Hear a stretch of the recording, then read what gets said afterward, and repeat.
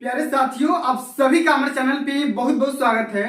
उम्मीद करता हूं कि स्वस्थ होंगे, मस्त होंगे और तैयारी बेहतर चल रही होगी।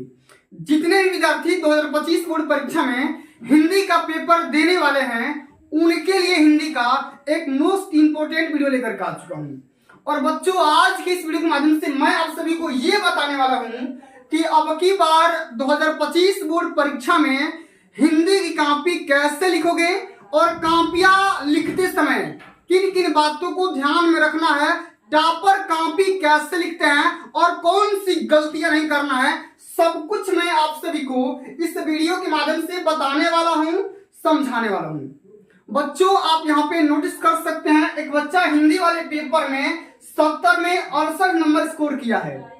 तो आज के इस वीडियो के माध्यम से मैं आप सभी को यही बताने वाला हूं कि कॉपी कैसे लिखना है और क्या गलतियां नहीं करना है ताकि आपका भी नंबर कट जाए। तो वो गलतियां नहीं करना है जो मैं आप सभी को इस वीडियो के माध्यम से बताने वाला हूं, समझाने वाला हूं। इसलिए आप सभी से हम्बल रिक्वेस्ट है, इस पूरे वीडियो को शुरू से लेकर के एंड तक जरूर देख लेना। वीडियो को लाइक कर देना, शेयर कर देना, चैनल पर नए होंगे तो सब्सक्राइब कर देना। आइए बच्चों, बिना टाइम को वेस्ट किए इस वीडियो को स्टार्ट करते हैं। और सबसे पहले आप यहाँ पे देख सकते हैं, बिल्कुल इसी प्रकार का आप सभी का हिंदी में जो कॉपी मिलेगा बिल्कुल इसी प्रकार का आता है और इसी प्रोफार्मा में इसी तरीके के साथ आप सभी को कॉपी लिखना होगा। तो सबसे पहले मैं बात कर लेता हूं, जो कॉपी का फ्रंट पेज होता है, जो कॉपी का भैया फ्रंट पेज होता है कुछ इस प्रकार का होता है। आप यहाँ पे नोटिस कर सकते हैं, इसी प्रकार से आप सभी का कॉपी का फ्रंट पेज दिया जाएगा। तो सबसे पहले करना क्या होगा, इस पूरे फ्रंट पेज को ध्यान से ब्लू पेन से भरना होगा। अपने एडमिट कार्ड से मैच कराकर अपना रोल नंबर, अंकों में, फिर शब्दों में विषय का नाम, प्रश्न पत्र में केवल और यहाँ पे कोड जो कि पेपर पे दिया जाता है उस कोड को भर देना। फिर परीक्षा का दिन, परीक्षा का पाली, केंद्र का नाम यानी कि सेंटर का नाम अपने एडमिट कार्ड से मैच करा करके बढ़िया से भर लेना है।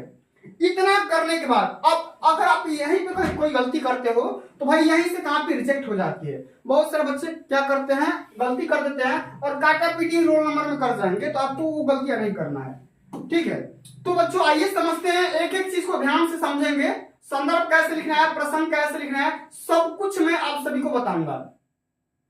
तो जैसे ही आप सभी का पेपर मिलेगा, ठीक है ना, तो जैसे मैं हाई स्कूल का बात करूंगा तो पेपर आता है दो खंडों में। एक तो आता है खंड अ और दूसरा आता है आप सभी का खंड ब।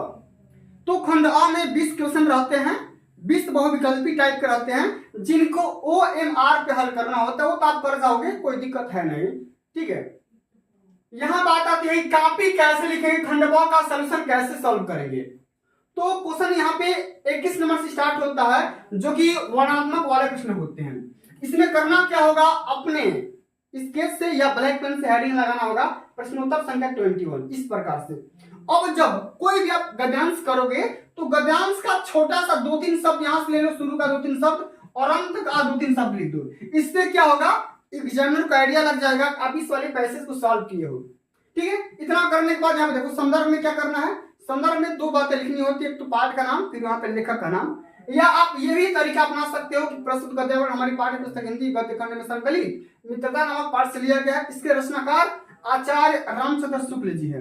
तो आप ये भी आइडिया अपना सकते हो और आप इस आइडिया से लिखोगे तो 2 नंबर यहीं मिल जाएगा, 2 नंबर तुरंत मिल जाएगा, कोई देरी नहीं होगा।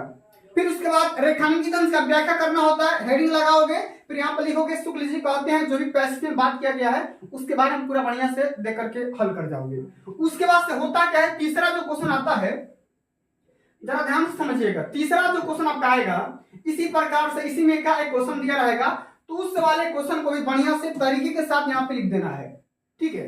जो भी क्वेश्चन पूछा जाएगा एकदम पैसेज से संबंधित होना चाहिए, तब जाकर के यहाँ भी 2 नंबर और यहाँ भी आपका 2 नंबर दे दिया जाएगा, ठीक है। इस प्रकार से लिख दोगे 2 नंबर, मतलब कुल मिलाकर के पैसेज वाले से 6 नंबर आपका यहाँ से पक्का हो जाएगा। एक भी नंबर ना कटाना, नहीं कटेगा।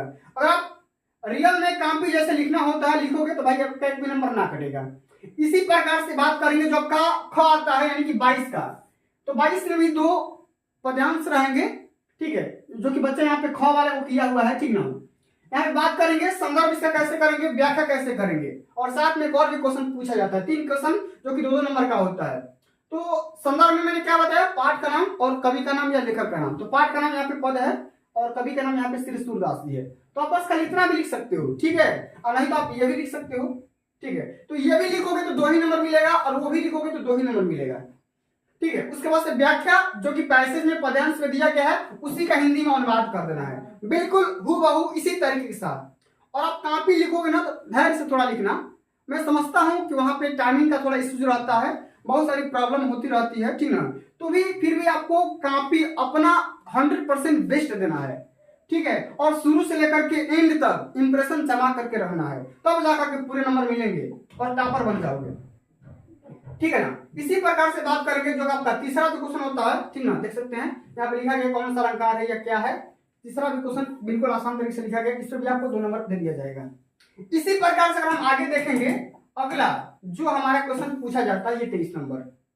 23 नंबर होता है क्या, तो संस्कृत में गद्यांश होता है, पैसेज होता है, उसका क्या करना होता है, संदर्भ बताना है और साथ में हिंदी में अनुवाद करना होता है। तो बिल्कुल जो मैंने तरीका बताया वही वाला तरीका अपना दो, शुरू का 2-3 शब्द और अंत का 2-3 शब्द लिख दो, फिर यहाँ पे संदर्भ लिख दो कि प्रस्तुत गद्यांश हमारी पाठ्य पुस्तक हिंदी के संस्कृत खंड में संकलित वाराणसी नामक पाठ से लिया गया है या उद्धृत है, और यहाँ पे अनुवाद लिख दो पूरा बढ़िया से। जो भी आपका संस्कृत में दिया गया है उसको बढ़िया से क्या करना है, हिंदी में इसका अनुवाद कर देना है, ट्रांसलेट कर देना है, इसी तरीके के साथ करना है, ठीक ना। चलिए आगे अगर हम देखेंगे तो अगला जो हमारा टॉपिक पूछा जाता है, बहुत सारे बच्चों को इसी टॉपिक में दिक्कत रहता है, ये वाला टॉपिक देखो। पद्यांश से कैसे करेंगे, तो पद्यांश से बिल्कुल वही तरीका है, होतोवा ये वाला से लेकर के विगत ज्वर तक, ठीक ना। तो उसका भी सेम वही तरीका है, संदर्भ लिख दो, फिर यहाँ पे हिंदी में अनुवाद कर दो, ठीक है। अब जो आपका अगला जो क्वेश्चन आता है, यहाँ पर थोड़ा ध्यान दीजिएगा, ठीक है। ये वाला क्वेश्चन जो कि पेपर में हर साल पूछा जाता है, कितना नंबर का, तो भैया 10 नंबर का आता है। ये जीवन परिचय, जो जीवन परिचय पूछा जाता है 10 नंबर का पूछा जाता है। और मैं पूरे उम्मीद के साथ कह सकता हूं कि अगर आप मन लगा करके लिखोगे तो 10 नंबर में 10 नंबर मिल जाएगा। करना क्या है, आचार्य रामचंद्र शुक्ल या किसी भी कवि का या किसी भी लेखक का जीवन परिचय लिखोगे तो बिल्कुल सबसे पहले ये तो तरीका अपनाओगे ही, साथ में यहाँ पे शॉर्ट वगैरह में लिख लेना, नाम, जन्म स्थान, शिक्षा, माता पिता, मृत्यु, रचना। अगर आप ये कर दोगे ना तो गारंटी में बोल रहा हूँ कि एग्जामिनर ये पूरा कथा कहानी पढ़ेगा ही नहीं, आपको यहीं से पता लगा लेगा भाई आप ओरिजिनल चीज लिखे हो कि नहीं लिखे हो, यहीं से पता लगा करके 5 नंबर दे करके वो आगे बढ़ जाएगा। क्योंकि भाई उसके पास भी टारगेट होता है कि दिन में कितना कापियां चेक करना है, ठीक है। चलो इसी प्रकार से बात करेंगे तो कभी कभी जीवन परिचय लिख देना, यहाँ पे देखो लिखा गया है सुमित्रा नंदन पंत का यहाँ पे जीवन परिचय लिखा गया है। जो मैंने आइडिया बताया वही आइडिया के साथ ये तो वही लाइन में लिखना ही है, साथ में आपको शॉर्ट में भी लिख देना है, शॉर्ट में भी जरूर लिख करके आना है, तभी जाकर पूरे नंबर मिल पाएंगे, ठीक है ना। अब चलो इसी प्रकार से अगला जो हमारा टॉपिक दिया गया है ये वाला, ठीक है, ये वाला 27 नंबर एक कविता लिखना है। कविता आप इस आइडिया के साथ लिख सकते हो, ठीक ना। कविता आप चाहोगे 2 लाइन का भी लिख दोगे और बोले 4 लाइन लिखने की तो भाई 4 लाइन तो लिखना ही पड़ेगा, ठीक है ना। उसके बाद जब का 28 नंबर क्वेश्चन आता है, संस्कृत में आंसर देना होता है, तो 4 क्वेश्चन रहते हैं, किसी 2 का देना होता है आंसर, तो 2 का यहाँ पे कर दो भाई।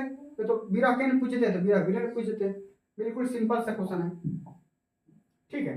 चलिए अगर हम बात करेंगे 29 नंबर क्वेश्चन के बारे में, ये वाला क्वेश्चन इंपोर्टेंट सेक्शन है। अच्छा इंपोर्टेंट में क्यों बोल रहा हूं, क्योंकि हर पेपर में हमेशा पूछा जाता है निबंध लिखने के लिए, और ये जो टॉपिक आता है अब तो भाई 7 नंबर का आ रहा है, पिछले बार तो 9 नंबर का आ रहा था, तो जब से पत्र लेखन वाला टॉपिक ऐड हुआ है तब से ये 7 नंबर का हो गया है। तो किसी भी सब्जेक्ट पे अगर आपको निबंध लिखना है तो सबसे पहले 2-3 बातें ध्यान में रखना है। सबसे पहले उसका रूपरेखा तैयार कर लो। अच्छा रूपरेखा में क्या क्या लिखेंगे, तो जो भी आप टॉपिक इस पूरे निबंध के अंतर्गत इंक्लूड करना चाहते हो, जिसमें मैंने प्रस्तावना के बारे में लिखूंगा, आतंकवाद और आतंकवाद एक विश्वव्यापी समस्या है, भारत में आतंकवाद किस लिए आया, क्यों आया और इसका समाधान कैसे कर पाएंगे, और अंतिम उपसंहार। तो भैया ये तो हो गया टॉपिक। तो रूपरेखा में आपको क्या करना है, ये पूरा टॉपिक इंक्लूड कर देना है। उसके बाद एक एक टॉपिक के बारे में आपको लिखना है, प्रस्तावना के बारे में, फिर आतंकवाद का अर्थ, भारत में आतंकवाद, ठीक ना। और एक बात ध्यान देना, कोई भी अगर आप निबंध लिखते हो तो 2 बातें ध्यान में रखना। एक तो प्रस्तावना, तो प्रस्तावना एकदम शुरू में होना चाहिए। कोई भी दुनिया कोई भी अगर निबंध लिखोगे तो प्रस्तावना शुरू में होना ही चाहिए, और अंत में उपसंहार यानी कंक्लूजन क्या कहना चाहता है वो भी आपको लिखना पड़ेगा। तो ये दोनों टॉपिक आपको शुरू और अंत का ध्यान देना है, और कॉपी लिखते समय इन सभी चीजों को छोटी छोटी बातें आपको एक अच्छे लेवल पे पहुंचा सकती है, ठीक है। तो देख सकते हैं कितना बढ़िया से निबंध लिखा गया है। अगर आप इसका सोल्यूशन चाहते हैं पूरा तो मैं पूरा भेज दूंगा, ठीक ना। उसके लिए क्या करना होगा, व्हाट्सएप चैनल या टेलीग्राम चैनल ज्वाइन कर सकते हैं, या आप मेरे व्हाट्सएप पे भी कनेक्ट कर सकते हैं, लिंक दिया जा चुका है डिस्क्रिप्शन बॉक्स में। और पत्र भी लिखना आएगा, इसमें नहीं है तो पत्र भी लिखने के लिए आ जाता है, कभी भी शिकायती पत्र, ठीक है, सफाई को लेकर के, तो जाने के लिए कहीं पे, तो बीमार के लिए, तो तमाम प्रकार के पत्र लेखन भी आते रहते हैं, तो भी 4 नंबर का आता है, तो उसको भी आपको तैयार करके जाने हैं। तो प्यारे साथियों, अगर आप वाकई में टॉपर बनना चाहते हो, अपने माँ बाप के सपनों को साकार करना चाहते हो, तो आपको ये आइडिया अपनाने पड़ेंगे। कुछ देखो, करने को तो सब कोई कॉपी लिखता है, लेकिन आप कुछ यूनिक दोगे, कुछ अलग लिखोगे, तब जाकर के भाई ना आपको अलग नंबर मिलेगा, तब ना आप टॉपर बनोगे। कैसे कोई टॉपर दे देगा? नहीं। तो भाई कुछ अलग लेवल तक पहुंचने के लिए कुछ अलग लेवल का मेहनत भी करना होता है। तो प्यारे बच्चों, आज के लिए बस इतना ही। अगर ये वीडियो आप सभी को अच्छी लगी होगी, हेल्पफुल लगी होगी, तो वीडियो को लाइक कर देना, शेयर कर देना, चैनल पर नए होंगे तो सब्सक्राइब कर देना। जल्द ही मिलते हैं अगली वीडियो में, तब तक के लिए जय हिंद, जय भारत, वंदे मातरम।